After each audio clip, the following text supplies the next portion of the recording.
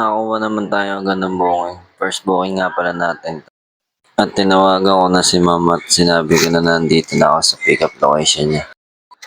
Pagtingin ko sa likod ay nandun agad si ma'am.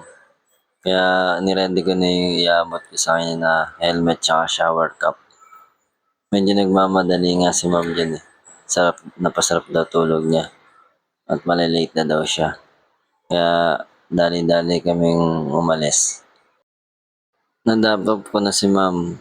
Hindi ko namalayan naka-off pala yung cam ko. Kaya hindi nakita yung pagbaba ni ma'am sa drop-off location niya.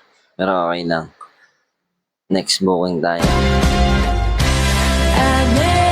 Ano swerte? Huwag kayo maniwala sa swerte. Alam niyo ba, pangarap ng nanay sa inyo? Nakakuha din naman agad tayo ng second booking natin. Tinuro pa kay ma'am kung saan ako naghihintay doon. Kasi mali yata yung pick-up location niya. Kasi doon ako naghihintay. Sa dulo pa pala siya. Dito na pala drop-off location ni ma'am. So, ang bait nga ni ma'am dyan eh. Kasi may suklipan 30 pesos siya. Pero yung nakinuha. Tip niya na lang daw yan. Thank you po. So, pangatlong booking na natin si ma'am. Dali-dali na nga ako umalis kasi para makarap. Malapit lang to si ma'am, GMA, Cavite lang. Give up forever to touch you, 'cause I know that Bali na drop ma'am sa drop-off location niya.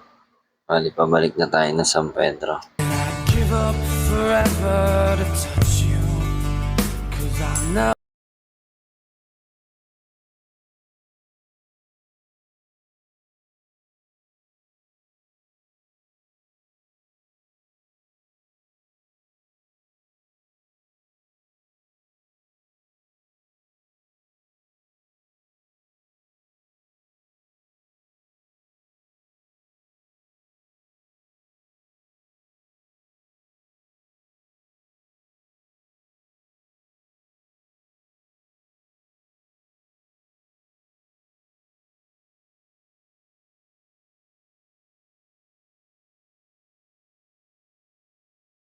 Like and share Van Mutal vlog.